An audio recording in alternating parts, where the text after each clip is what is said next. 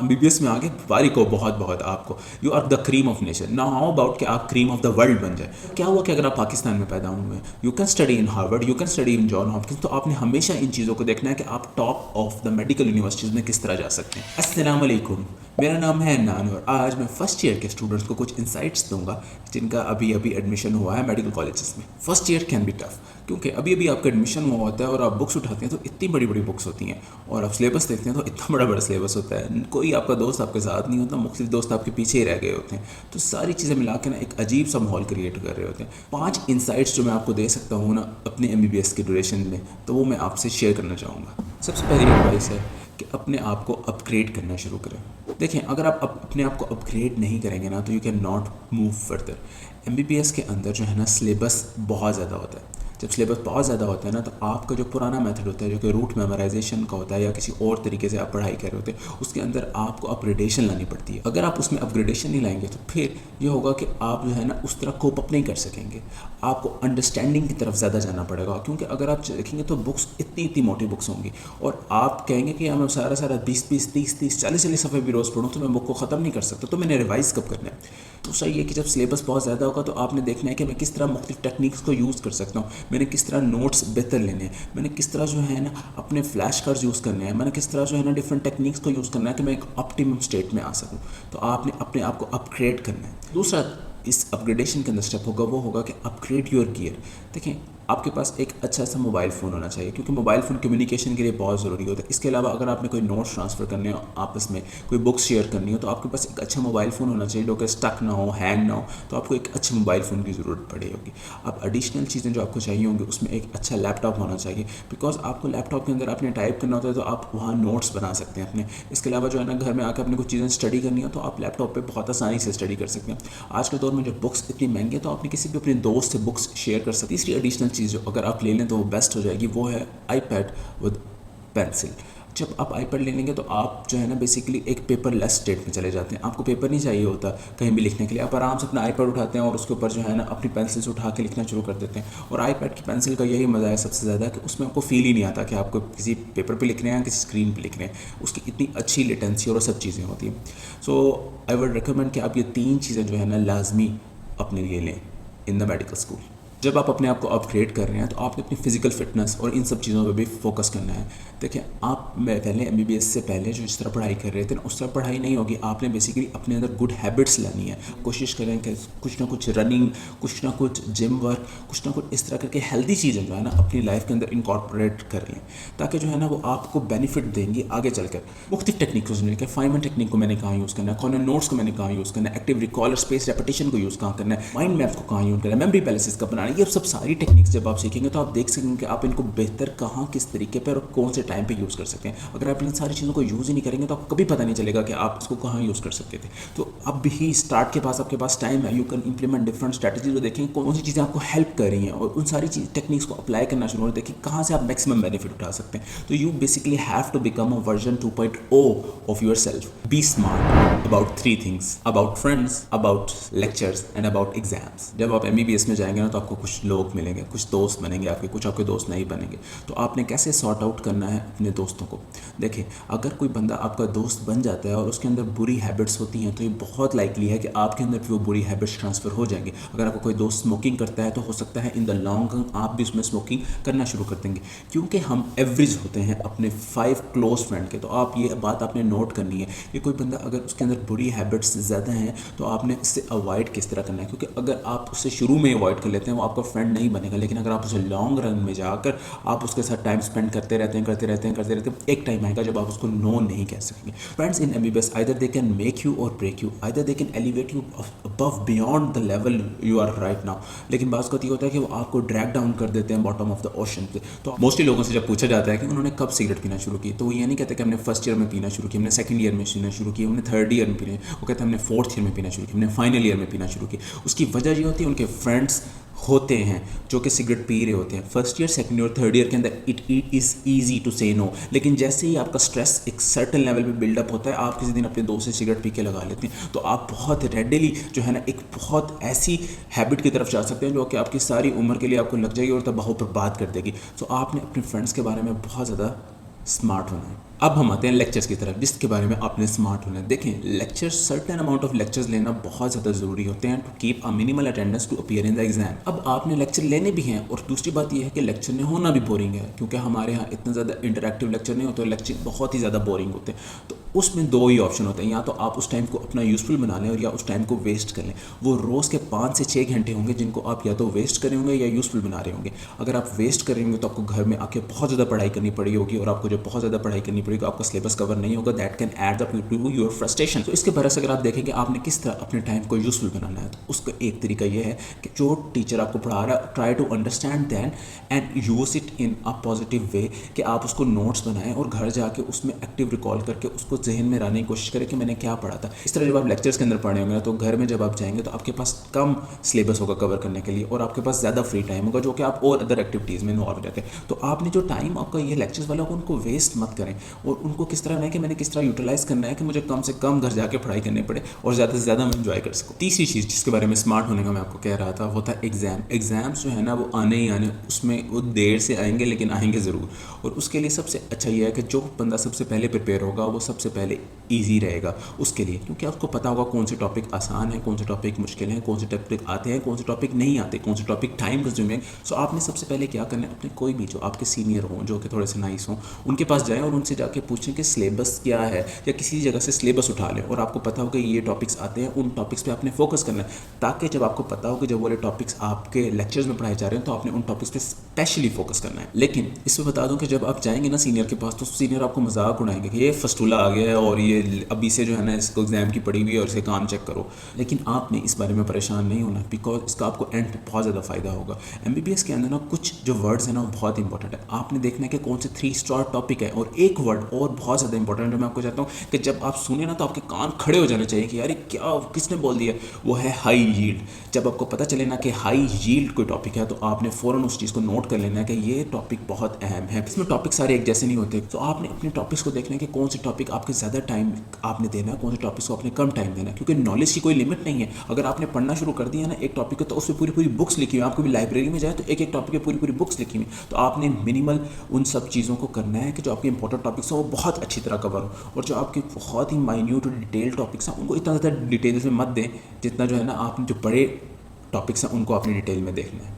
मुझे याद है कि जब हमारा एक एमबीबीएस में एग्ज़ाम हो रहा था फर्स्ट प्रॉफ का, तो मेरे कुछ दोस्त थे जिनको जब बोन उठा रहे थे तो एग्जामिनर पूछ रहे थे कौन सी बोन है, तो उन्होंने इतना डिटेल में पढ़ा हुआ था कि उनको मेन बोन भूली हुई थी कि दिस इज़ अ फीमर है, ह्यूमरस है, कि रेडियस है, अल्ना है, उनको यही सब कुछ भूल गया था। तो आपने इस तरह नहीं करना, एटलीस्ट आपको फर्स्ट बिग थिंग्स आनी चाहिए, फिर स्मॉल थिंग्स आनी चाहिए, फिर माइन्यूट डिटेल्स पे आपने जाना है। तो अगर आपको पता ही नहीं होगा कि सिलेबस में है क्या तो आपको कैसे बचो, तो get your syllabus first, be an allrounder. Imagine करें कि आप एक ट्राइंगल के दरमियान है, एक साइड पर ट्राइंगल के ऊपर लिखा हुआ है कि योर स्टडी, दूसरी साइड पर लिखा हुआ है fun, social activities, extracurricular activities, sports, और तीसरी तरफ लिखा हुआ है कि ह्यूमन। सो आपने इस ट्राइंगल के बीच में खड़ा रहना है, और अगर आपका एमबीबीएस में दाखिला हो इसका मतलब है कि आप अपनी क्लास के टॉप क्लास स्टूडेंट थे। लेकिन जब आप यहाँ आते हैं तो यहाँ आप देखते हैं कि सारे के सारे मुल्क के टॉप क्लास स्टूडेंट्स आए हुए होते हैं, तो उसमें टॉप करना बहुत ही ज़्यादा मुश्किल होता है। जो सब बंदे टॉप करते हैं वहाँ डिफरेंट फैक्टर्स आ रहे होते हैं उनके टॉप करने के लिए। तो आपने अपना goal understanding of the human body रखना है। तो इस टाइम आपने यूज़ करना है पैरेटो प्रिंसिपल, 80-20 रूल। उसमें यह है कि आपने 20% ऑफ अपनी एफर्ट दे के 80% ऑफ द मार्क्स लेने हैं। जब आप बहुत ज़्यादा मार्क्स लेने की कोशिश में कर जाते हैं तो आपको डिसअपॉइंटमेंट ज़्यादा होती है, तो उस टाइम फिर हमारा गोल अंडरस्टैंडिंग ऑफ ह्यूमन बॉडी से टॉप करना रह जाता है, जो कि एक एडिशनल चीज़ है। होने को हो तो हो जाए, बेहतर है, लेकिन अगर ना भी हो तो उसका कोई फ़र्क नहीं पड़ना चाहिए। तो आपने अपनी स्टडीज़ को बिल्कुल अपने सर पे इस तरह सवार नहीं करना चाहिए कि आप सोशल, एक्स्ट्रा करिकुलर और उन चीज़ों से हट के और आप किसी और तरफ निकल जाएं। दूसरा ट्रायंगल का एज था फन और सोशल एलिमेंट। इसके अंदर हमारी एक्स्ट्रा करिकुलर एक्टिविटीज़ आती है, इसमें हमारा स्पोर्ट्स आ जाता है, इसके अंदर हमारी डिफरेंट सोसाइटीज़ आ सकती हैं। ये आपने इनमें ज़रूर पार्ट्स लेना है। नेवर मिस कि आप किसी फंक्शन को मिस कर दें कि भाई मैंने आज घर में बैठ के अपना, try to have fun, try to take parts. It will dust off जो आपके ऊपर एंजाइटी, स्ट्रेस और ये सारी चीज़ होंगी, ये डस्ट ऑफ कर देगी, ब्रश ऑफ कर देगी आपके ऊपर से। सो आपने इन सारी चीज़ों में पार्ट लेना है और at least take a leading role in one of the society. जब आप किसी भी सोसाइटी के अंदर लीडिंग रोल लेते हैं तो लाइफ लॉन्ग आपको ऑर्गेनाइजेशनल स्किल दे देगी। जब आप एमबीबीएस करके निकलते हैं ना तो you have become a doctor now, तो फिर आपको ऑर्गेनाइजेशन को डील करना पड़ता है, आपको डिफरेंट लोगों से डील करना पड़ता है, आपने डिफरेंट एस्पेक्ट में जाना होता है। तो जब अगर आपने सोसाइटी में एक लीडिंग रोल लिया होगा तो आपको बहुत ज़्यादा फ़ायदा होगा उस चीज़ का। तीसरा जो ट्रायंगल का कॉमन था वो था ह्यूमन। तो be a nice human being. और इसमें भी आपने परेटो प्रिंसिपल यूज़ करना है। देखें, आपको बहुत ज़्यादा नाइस होना चाहिए, लेकिन एक सर्टन लिमिट तक। इतना ज़्यादा नाइस नहीं होना चाहिए कि वो आपको ही नुकसान देना पड़े। मसलन अगर आप कोई दोस्त कहता है कि मेरी जगह एग्ज़ाम दे आए, तो ये दिस इज़ नॉट फेयर। आप उसकी जगह एग्ज़ाम देने जाएंगे, हो सकता है कि यू कैन कट कॉट, और वहाँ चीटिंग करते हुए हो सकता है कि आप डिटेन हो जाएं, हो सकता है बहुत ज़्यादा मसले मसाइल हो सकते हैं। जब भी आपको लगे कि मैं आइदर अपने दोस्त की ही मदद करूँ या मैं ना करूँ या मैं किस तरफ जाऊँ, तो आपने हमेशा देखना है कि इंटेग्रिटी और फेयरनेस को। इंटेग्रिटी ये है कि कोई चीज़ ठीक अगर आपको नहीं लग रही तो से नो टू इट डायरेक्टली। कोई भी वो आपका फ्रेंड हो, चाहे जितना भी क्लोज हो, you should not go beyond a certain level. अगर उसको कोई हेल्प चाहिए किसी भी किस्म की, एग्जाम के अंदर किसी भी किस्म की जो कि फेयरनेस के उसमें है, तो आपको उसको मैक्सिमम जाकर उसकी हेल्प करनी चाहिए, लेकिन एट अ सर्टेन लेवल। तो आपने इन तीनों चीज़ों में एक पैरेटो प्रिंसिपल यूज़ करना है कि आपने 20% एफर्ट करके आपने इन तीनों चीज़ों से 80% रिजल्ट रहना है। Stay in the middle of that, कि आप इन तीनों चीज़ों के मिडल में रहें और आप एक तरफ ना हो। आप ऐसा ना हो कि बहुत ही पढ़ाकू बनने के चक्कर में आपके फ़न सोशल एलिमेंट ख़त्म हो जाए। बहुत ही ज़्यादा फ़न सोशल करते हुए आप अपना ह्यूमन बीइंग का जो आपका ने फेयरनेस और इंटेग्रिटी वाला स्ट्रक्चर था उसको ही भूल जाएं। या आप बहुत ही ज़्यादा अच्छे ह्यूमन बीइंग हो और आप जो है ना अपना सारा कुछ तबाह कर रखें। Set your goals higher. जी हाँ, आप एमबीबीएस में आगे बारिक हो बहुत बहुत आपको। You are the cream of nation. Now how about कि आप क्रीम ऑफ द वर्ल्ड बन जाए। सो अगर क्या हुआ कि अगर आप पाकिस्तान में पैदा हुए, you can study in Harvard, you can study in John Hopkins, तो आपने हमेशा इन चीज़ों को देखना है कि आप top of the medical universities में किस तरह जा सकते हैं। ऐसा नहीं है कि सिर्फ और सिर्फ यहाँ एमबीबीएस हो रहा है और उसके बाद जो है ना आप पोस्ट ग्रेजुएशन के लिए बाहर नहीं जा सकते। बाहर पोस्ट ग्रेजुएशन शायद जाना ज़्यादा आसान है। अगर आपने एमबीबीएस में दाखिला ले लिया है तो now you have multiple option, क्योंकि हमारे यहाँ इतनी ज़्यादा अवेयरनेस नहीं होती, हम लोग यहीं स्टक होकर आ जाते हैं। Think ahead. I want you to take care कि आपने किस तरह जो है ना बाहर स्टडी करना है। You can either take a USMLE path, you can take a PLAB path, you can take an MRCP path. तो आपने देखना है कि मैंने बाहर से किस तरह पढ़ के आना। अगर आपका गोल नहीं भी है कि मैंने बाहर से नहीं पढ़ के आना, तो आपने ऐसा करना है कि आपने सोचना यही है कि मैंने अपने एग्ज़ाम्स क्लियर करने हैं। क्योंकि जब आप अपने एग्ज़ाम्स क्लियर कर लेंगे ना, तो फिर आपको जो है ना पोस्ट बहुत अच्छी और बहुत जल्दी मिल जाएगी। हमारे कुछ दोस्त थे जिन्होंने एमआरसीपी कर लिया था, even there in their residency, and they go into the consultant roster, residency से फ्री हो गए थे because they have cleared MRCP. So आपने अपनी इस चीज़ को जहन में रखना है कि you have to get a higher education. जब आप बाहर से एजुकेशन लेके आएंगे तो then you have to serve your own country, क्योंकि जो आप बाहर से चीज़ें लाएंगे ना वो यहाँ कोई इंसान नहीं कर रहा होता। तो आप बाहर से एक ऐसी चीज़ लेके आते हैं जो कि एक अननोन सी चीज़ होती है, और फिर जो है ना आप पाकिस्तान की जो मेडिकल की फील्ड है ना उसे रेवोल्यूशनाइज कर सकते हैं और आपने पूरी की पूरी मेडिकल फील्ड को ना चेंज कर सकते हैं। जैसे मेडिकल लेते हैं ना, तो then you are an MD, you are allowed to practice in USA, you can allowed to practice in Gulf countries, in Qatar countries. तो फर्स्ट ईयर जो है ना बहुत ही ज़्यादा जो है ना इनिशियल टाइम है जिसके अंदर आप सोच सकते हैं कि मैंने आगे फर्दर क्या करना है। बेसिक आप अभी एक बहुत बड़ा गोल अचीव करके आए, लेकिन you have to look forward. आपने एक और बड़ा गोल सेट करना ताकि आप उसकी तरफ मूव कर सकें। अगर आप यहीं सोचते रहेंगे कि मैंने यहीं रहना, तो आप हो सकता है आपके अंदर उतनी मोटिवेशन, उतना पोटेंशियल, मोमेंटम ना आए और आप जो है ना स्टक होकर रह जाए। तो आपने जो है ना अपने आप के लिए हायर गोल ऑलरेडी सेट करना है कि मैंने यहाँ जाना है, मैंने इस यूनिवर्सिटी में पढ़ना है। गो look for the Harvard university, go look for the John Hopkins university, go look for other university, Cleveland university, और देखेंगे यार उतना जो है ना वो लोग पढ़ते हैं और कैसे आप उनके साथ जाके बैठ सकते हैं। वी हैव अ चांस कि जो बंदे दुनिया के टॉप मेडिकल इंस्टीट्यूट के लोग हैं, हम उनके साथ जाकर अपनी रेजिडेंसी कर सकते हैं, हम उनके साथ शाना बशाना काम कर सकते हैं। Even we are in the Pakistan, और ये कितनी बड़ी बात होती है, दुनिया के टॉप मेडिकल जो है ना लोगों से जाके सीख सकते हैं। तो आपने इस चीज़ को अपना गोल बनाना है। आखिर में बिल्ली को थैले से निकालते हैं, take a good care of your mental health, the most important part. Saudi Arab के अंदर 2013 के अंदर एक स्टडी, उसमें उन्होंने देखा कि मेडिकल स्टूडेंट्स के अंदर स्ट्रेस का कितना लेवल है।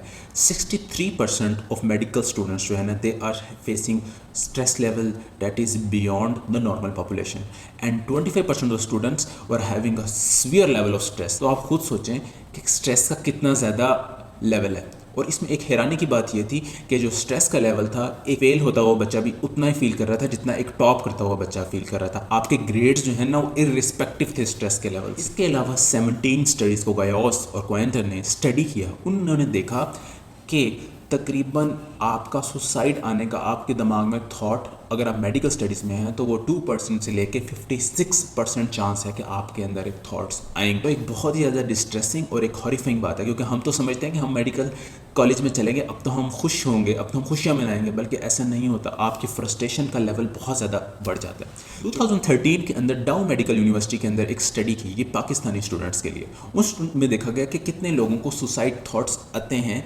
During their medical studies. तो उन्होंने इस बात को देखा कि तकरीबन 35 to 40% जो है ना मेडिकल स्टूडेंट, उन्होंने कभी ना कभी सुसाइड के बारे में सोचा है, और इवन 5% लोगों ने उनमें अटैम्प्ट भी किया हुआ है। डाउ मेडिकल यूनिवर्सिटी के अंदर जो स्टडी हुई थी, उन्होंने देखा था कि जो सबसे ज़्यादा जो है ना वजह जो थी ना सुसाइड होने की, वो सबसे ज़्यादा सब्सटेंस अब्यूज़ था। वो स्मोकिंग हो सकता है, वो अल्कोहल हो सकता है। अलावा जो फैक्टर्स होते हैं उसमें ये होता है कि हम as a medical student psychiatric help को अभी तक एक स्टिग्मेटाइज करते हैं। हम नहीं चाहते कि हम साइकेट्रिक हेल्प लें। कोई बंदा भी होगा तो हम उसका मजाक उड़ाना शुरू कर देते हैं कि यार ये साइकेट्रिक हो गया, ये हो गया, वो हम उसको हेल्प नहीं लेने देते। इसके अलावा ये होता है कि हमारे पास इतना लेजर टाइम नहीं होता, हम इतना एंजॉय नहीं, क्योंकि स्टडीज़ का प्रेशर बहुत ज़्यादा हो जाता है। एक परफेक्शनिस्ट माइंडसेट के साथ होते हैं, हमारा काम ना बहुत परफेक्ट करने होता है। हमेशा टॉप क्लास स्टूडेंट रहे होते हैं ना, तो यहाँ भी हमारा दिल करता है कि हम अपने आप को परफेक्ट रखें, हर चीज़ों में फर आती रहे, और हम फिर उस वजह से बर्न आउट हो जाते हैं। इन सब चीज़ों के बाद अब आपने अपने मेंटल हेल्थ की किस तरह केयर करनी है। अब एक और ट्राइंगल है, वो ट्राइंगल एक साइड पे है आपका माइंड, एक साइड पे है आपकी फिजिकल बॉडी, और एक साइड पे है आपकी स्पिरिचुअल बॉडी।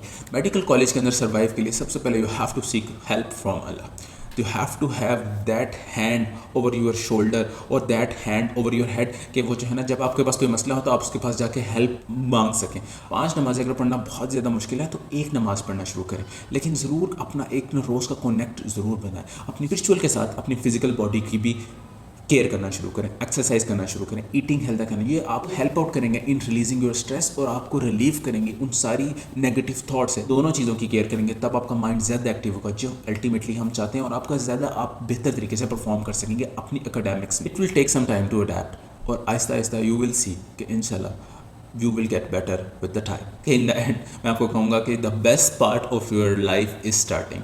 ये कोई ऐसी चीज़ नहीं है, कोई हवा नहीं है मेडिकल स्टडीज़ और ये सब चीज़ें। चीज़ों को समझना ज़रूरी है, लेकिन have to have as much fun as you can. और आप इतने ब्यूटीफुल जर्नी के ऊपर अंबार करना जा रहे हैं कि जब आप मुड़ के देखेंगे तो आप सोचेंगे यार कितना अच्छा टाइम था वो। You are going to meet some wonderful people जो आपके बाद में आपके फ्रेंड्स बन जाएंगे, और वो मतलब हमेशा आपके साथ गुड बैड हर चीज़ में खड़े रहेंगे। आपका टाइम इतना ज़्यादा वर्थवाइल हो जाएगा कि मैं आपको बता भी नहीं सकता कि how much you are gonna enjoy this time. If you haven't subscribe to this channel, kindly consider कि आप इस चैनल को सब्सक्राइब करें, और अपना बहुत सारा ख्याल रखिएगा, मुझे दुआओं में याद रखिएगा। अंटिल नेक्स्ट टाइम, अल्लाह हाफिज़।